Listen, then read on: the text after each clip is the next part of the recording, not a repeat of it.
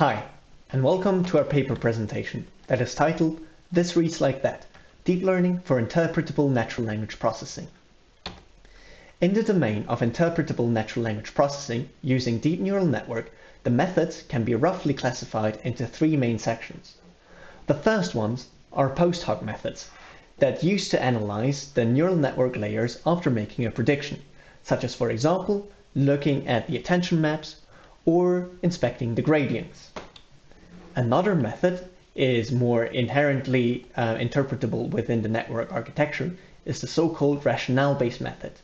It consists of a selector network that extracts the most important rationales within the input sentence, and then a predictor network that makes a prediction based on the most important rationales. Today, though, we're going to have a look at prototype-based learning that is also an inherently interpretable neural network architecture. It originates from computer vision, and the main idea is to find similar training samples compared to the input sample, and based on the similarity, make humanly interpretable predictions. As we are in the realm of natural language processing, though, we use a prototype network proposed by Friedrich and others in 2022. We have our input tokens that go through a sentence transformer like BERT or GPT-2 and creates a sentence embedding. The sentence embedding is then compared in similarity with a latent space vector that is called prototype, or with multiple ones.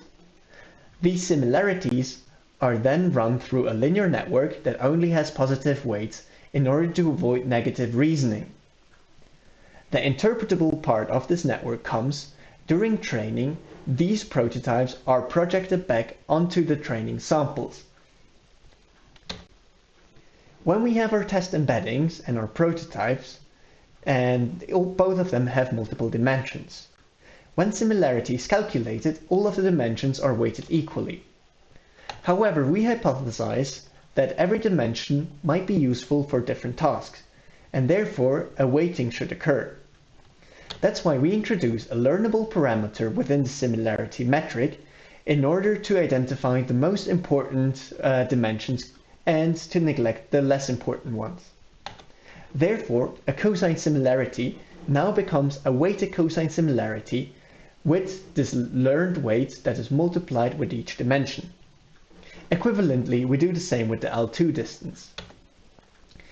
We can see now in this result table that the performance improves on the Rotten Tomato review dataset and AG News dataset if we use a weighted measure compared to an unweighted one in almost all cases. This is also done over multiple sentence encoder backbones, as you can see here. However, having a prototype might not be interpretable enough, and we are interested in the most important words. We visualize them, or we identify them by calculating the discrete gradient with respect to either the input sentence or the prototype and vice versa. By removing the words within a prototype iteratively and seeing how much the distance increases from the embedding to the prototype, we can determine which sentence or which word within the sentence is the most important one. We can then make a threshold and therefore choose the most important words within the input sentence or the prototype. Like this, as aforementioned, we have the most important words within the input sentence that is similar to an extractive rationale, or we have the most important words within the prototypes that can be seen as an abstractive rationale. Compared to previous work, this method here does not rely on the position of the words or a fixed number of words. Looking at our two methods combined, we can see that the faithfulness of this model improves over the rationale-based model that was proposed by Lee and others in 2016 that is based on a recurrent convolutional neural network. In conclusion, the weighted similarity in prototype learning improved the performance of text classification on the Rotten Tomato Polarity dataset and the AG News dataset, still while keeping up the inherently interpretable neural network structure.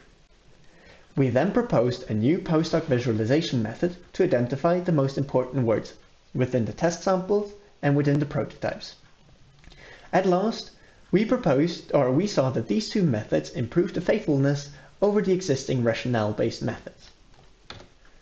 I want to thank you very much for listening and have a great day. Bye!